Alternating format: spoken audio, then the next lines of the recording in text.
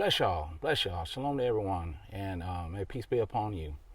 Um, I'm reporting here. It's your boy, Brother Gideon. I'm reporting from North Carolina. My little range I got going on down here. And today I want to talk about a very sensitive subject. And that subject is general purpose rifles. I see there is so much information out there and people coming out with so many different theories, and it's almost very agitating to watch. And I really did not want to really go dwell on this subject or talk about it, but I'm just seeing a lot of information out there. I'm just like, okay, let me for the two viewers that I do have that come to my channel, we're gonna talk about what I have and why. All right, so my Block 2 SOP mod, or SOP mod Block 2. All right. I don't know how the YouTube thing. I usually do these things on Patreon, which I am going to place this on Patreon, but I know there's some people who want to see this also. But so I'm not going to insert my mag, But I want to make sure that everybody can see this weapon is locked and cleared, or cleared rather. Weapon is clear. The weapon is on safe. There are no rounds in the chamber. We are safe. So this is my Colt lower. It's a Colt lower. Clone-ish, because I know people get really hot in their pants about that. I'm not dark, because the lingo that we have is, you got to be very careful. So we're going to just talk about a few things and why I have the setup I have. Okay, so get to the point. We already know there's so much information out there about this type of weapon. Well, why do you do the way you do? Okay, well, look, this is my general purpose rifle. For the purposes that I need, this generally suits most of every need that I need.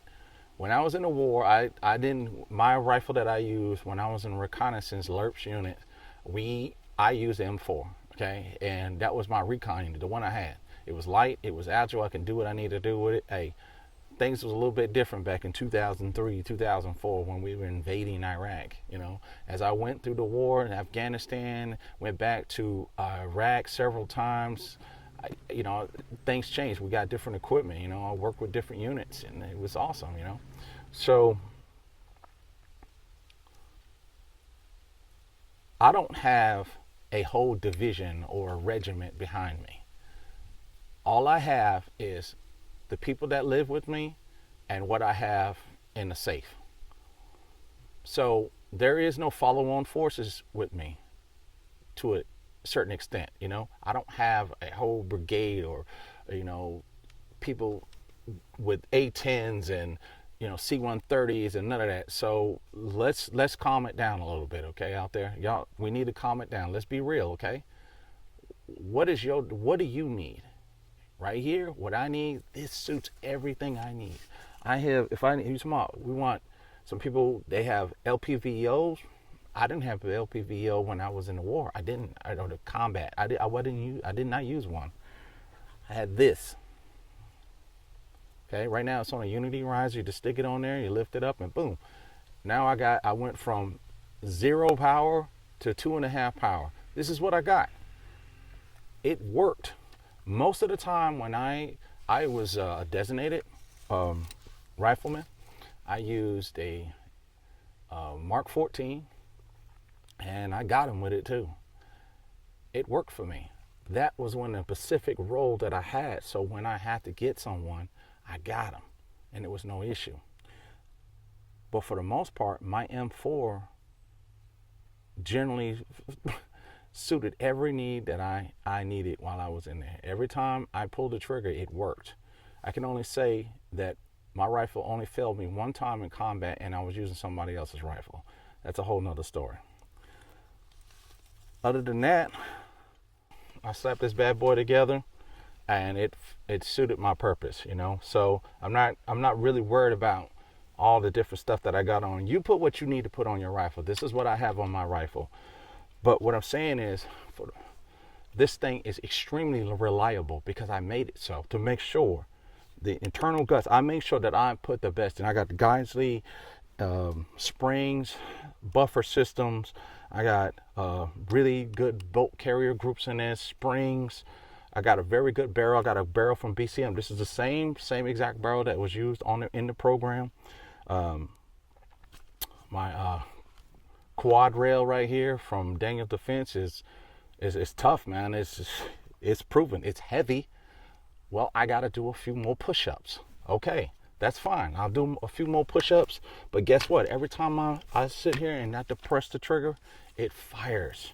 CQC, CQB. 14.5 barrel, same thing I had in the war.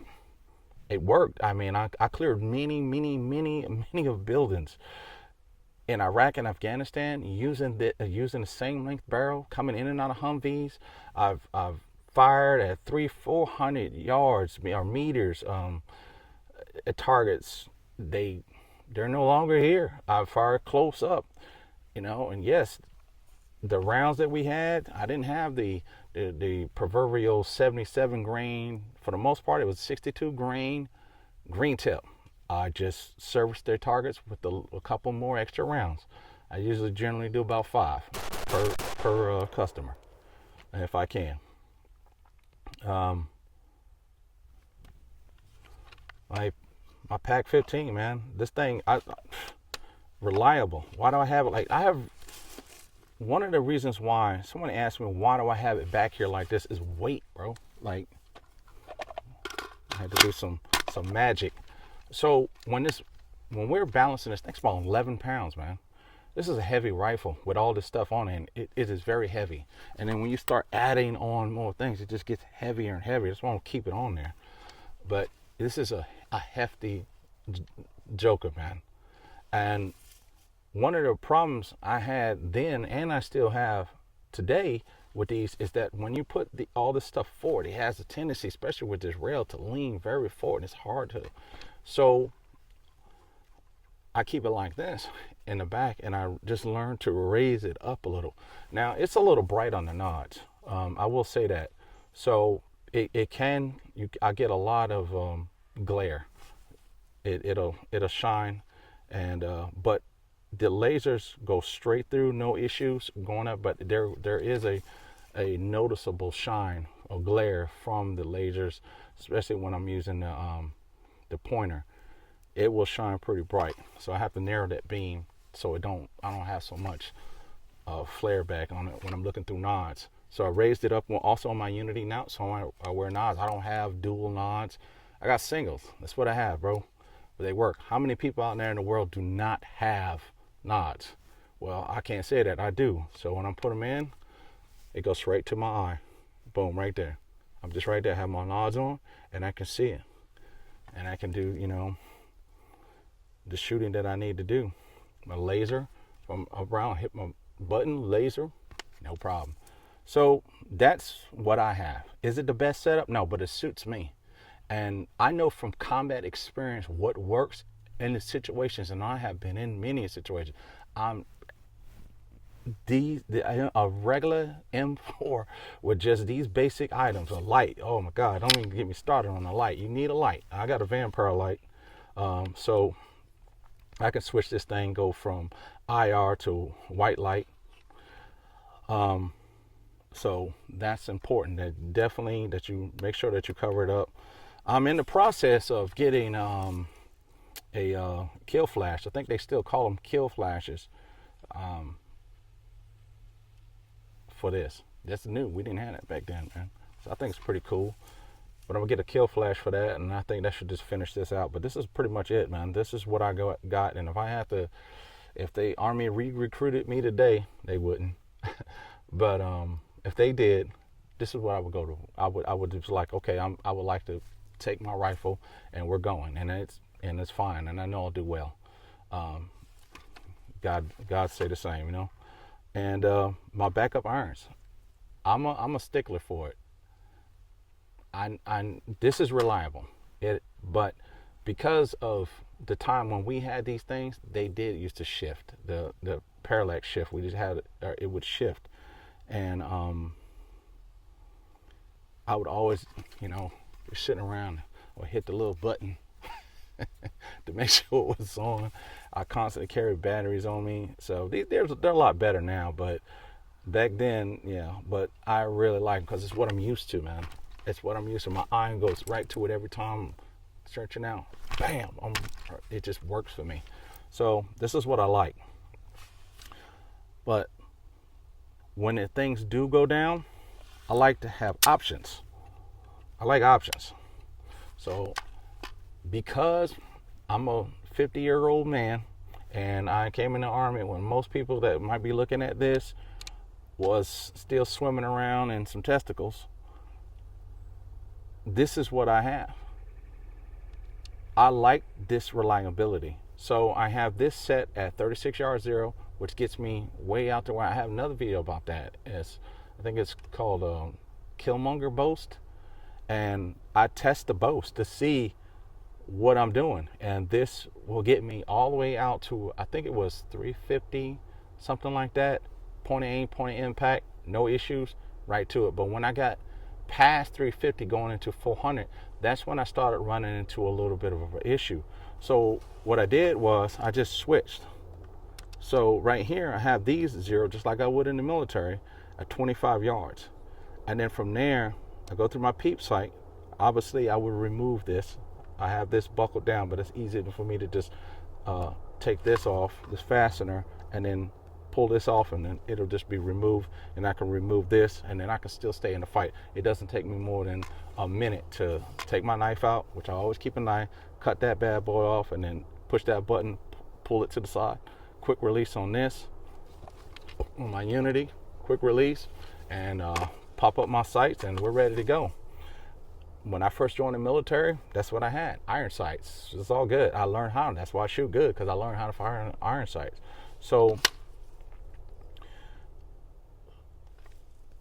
it needs to suit your purpose, okay?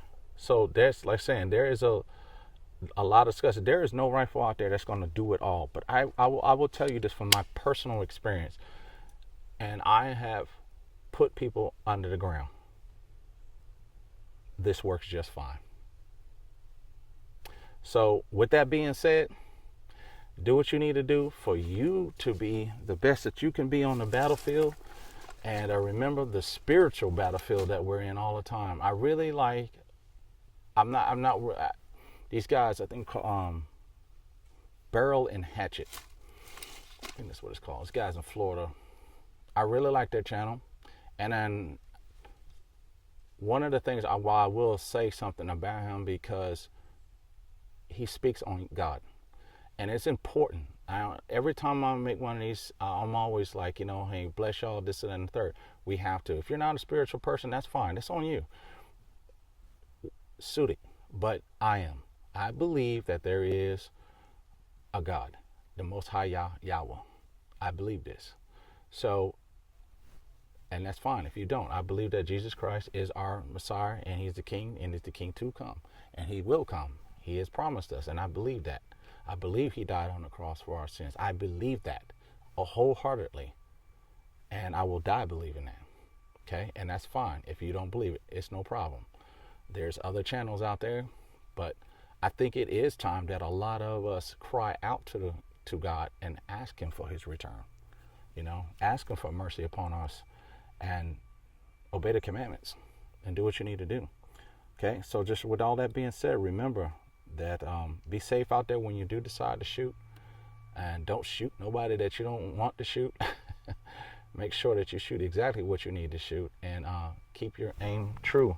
There's some things running around in these woods behind me, and I'm wondering what it is, and it sounds pretty big, and it's definitely not a squirrel. And yeah, we might have to tighten that up. So bless y'all, be safe out there, love you, shalom, shalom. Always remember the 5 principles of patrolling: planning, reconnaissance, security, control, and common sense.